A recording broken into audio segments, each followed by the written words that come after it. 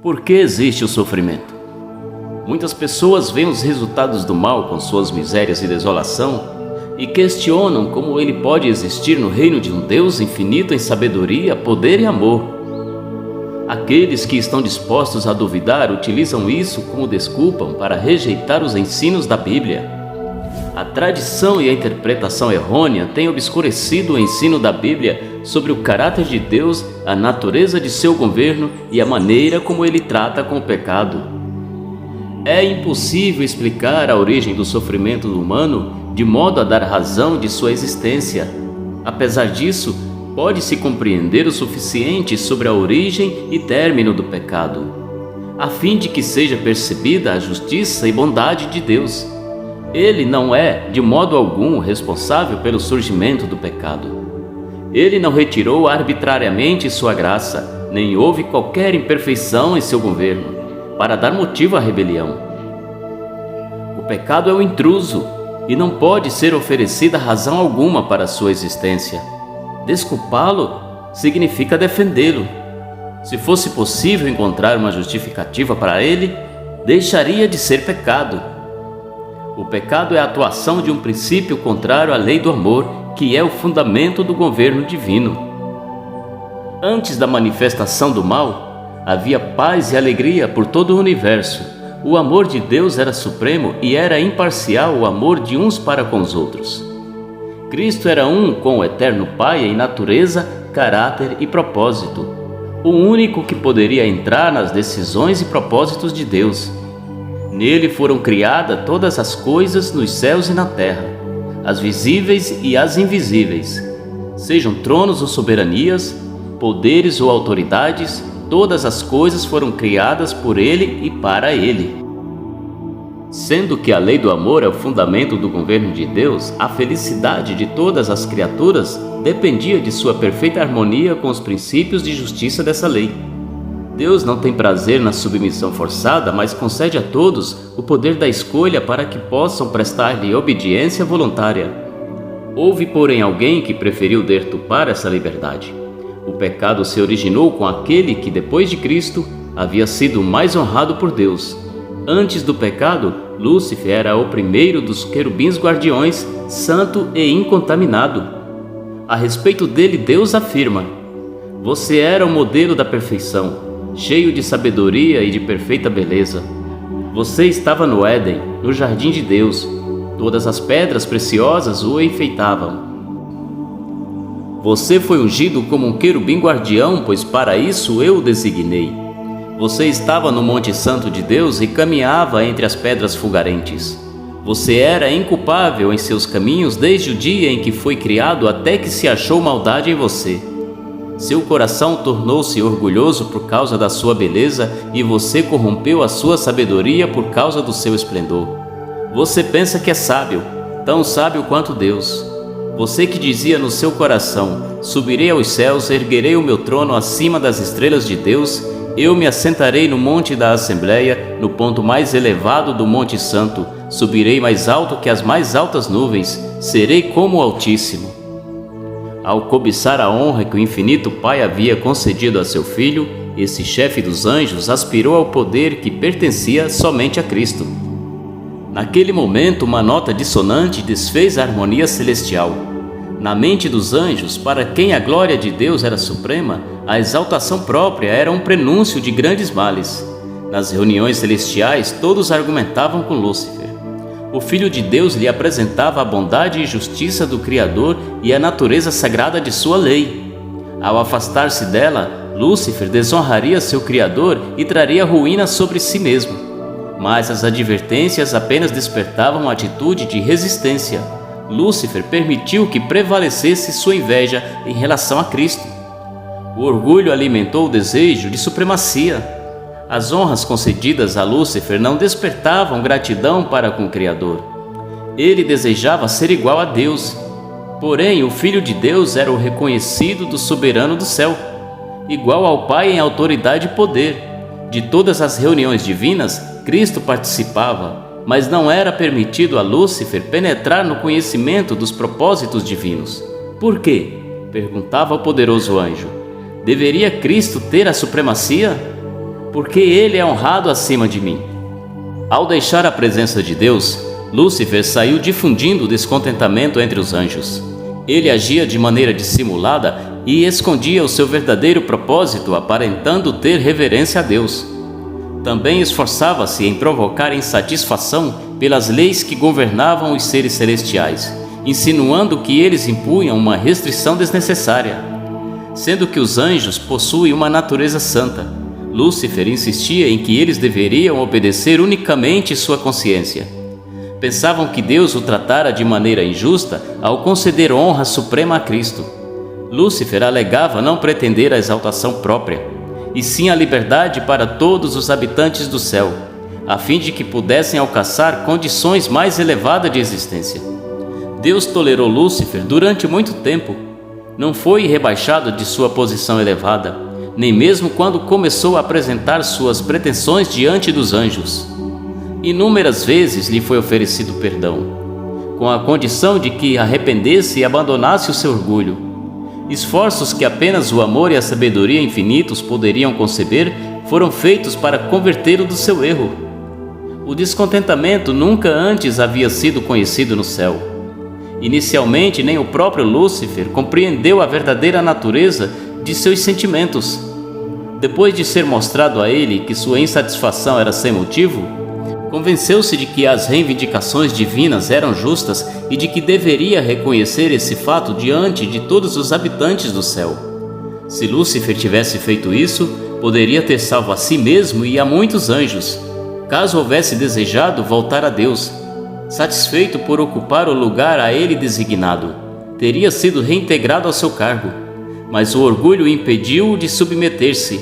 Continuou a pensar que não necessitava de se arrepender. Entregou-se por completo ao grande conflito contra o Criador.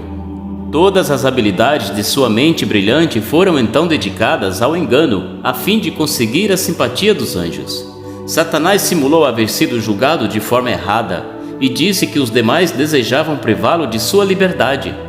Depois de interpretar de maneira equivocada as palavras de Cristo, passou a falsidade aberta, acusando o Filho de Deus de tentar humilhá-lo diante de todos os habitantes do céu.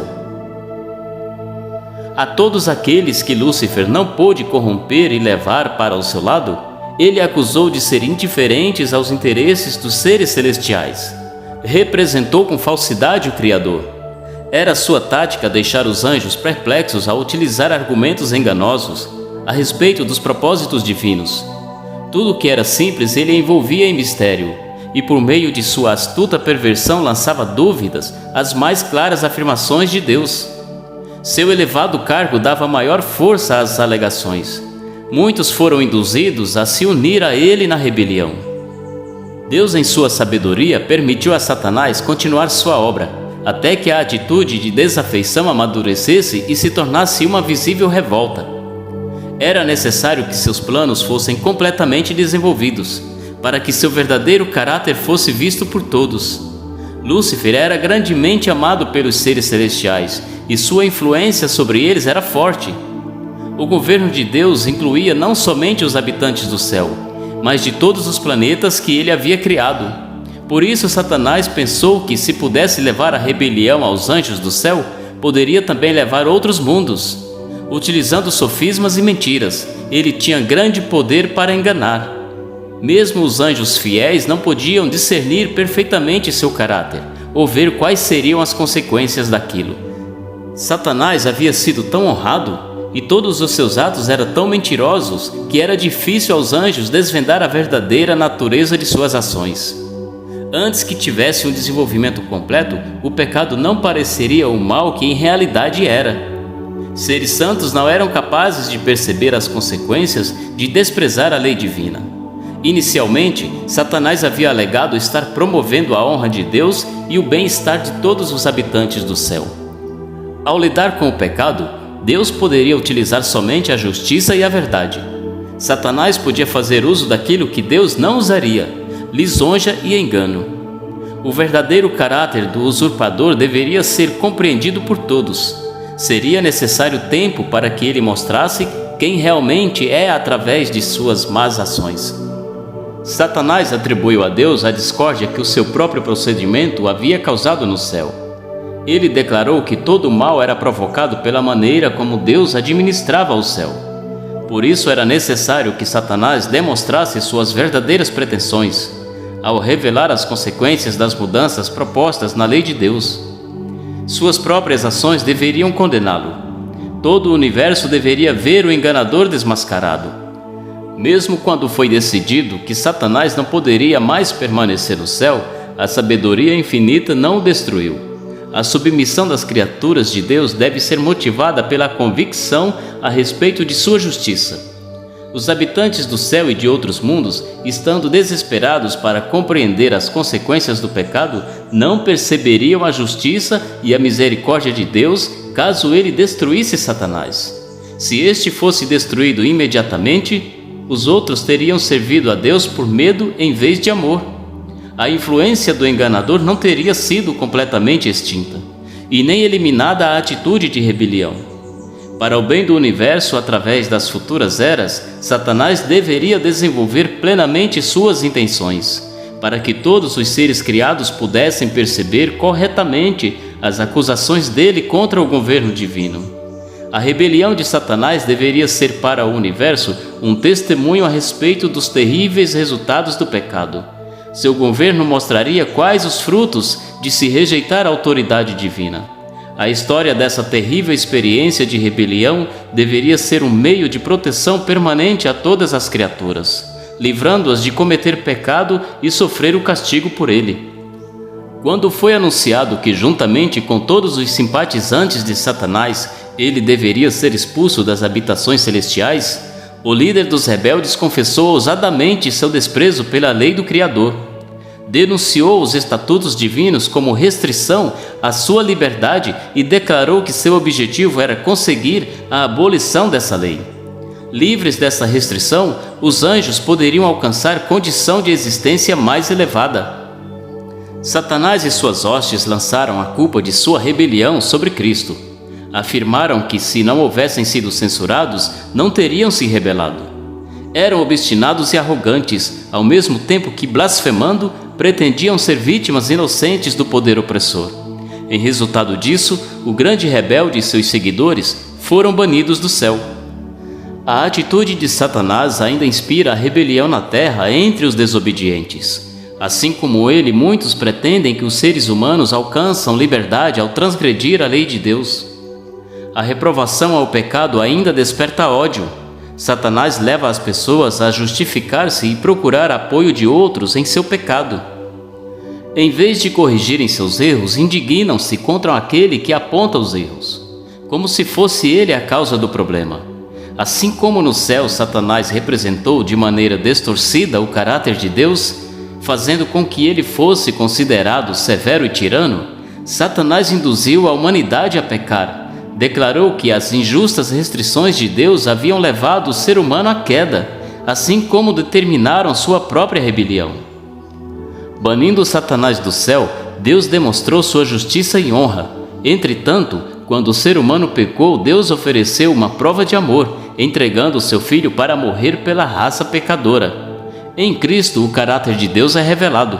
O poderoso argumento da cruz demonstrou que o governo de Deus não era a causa do pecado. Durante a vida terrestre do Salvador, o grande enganador foi desmascarado. Sua pretensão ousada e blasfema de que Cristo deveria adorá-lo. A contínua maldade que atacava Jesus de um lugar a outro, inspirando o coração de sacerdotes e o povo a rejeitar seu amor. E o brado, crucifica-o, crucifica-o. Tudo isso despertou o assombro e a indignação do universo. O príncipe do mal exerceu todo o seu poder e engano para destruir Jesus. Satanás utilizou os seres humanos como seus agentes a fim de encher de sofrimento e tristeza a vida do Salvador. Os fogos de inveja e maldade, ódio e vingança irromperam na cruz contra o Filho de Deus. Na cruz, a culpa de Satanás foi claramente apresentada. Ele revelou seu verdadeiro caráter. Suas mentirosas acusações contra o caráter de Deus apareceram como realmente são. Ele havia acusado a Deus de exaltar a si mesmo ao requerer obediência de suas criaturas. e declara que, embora o Criador exigisse a abnegação de todos os outros, ele próprio não a praticava e não fazia sacrifício algum. Na morte de Cristo, foi visto que o governante do universo havia realizado o máximo sacrifício que o amor poderia efetuar, pois Deus em Cristo estava reconciliando consigo o mundo.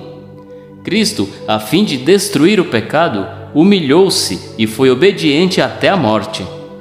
Todo o céu viu a justiça de Deus revelada. Lúcifer havia declarado que a raça pecadora estava além da possibilidade de salvação. Mas a penalidade da lei recaiu sobre Jesus, que era igual a Deus, permitindo ao ser humano aceitar a salvação e, através de arrependimento e humildade, triunfar sobre o poder de Satanás.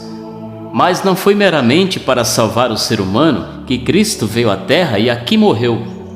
Ele veio para demonstrar a todos os mundos que a lei de Deus é imutável. A morte de Cristo prova que ela não pode ser modificada e demonstra que a justiça e a misericórdia são os fundamentos do governo de Deus. Na execução final do juízo, será visto que não existe motivo para o pecado. Quando o juízo de toda a terra perguntar a Satanás: "Por que você se rebelou contra mim?", o originador do mal não poderá apresentar resposta alguma.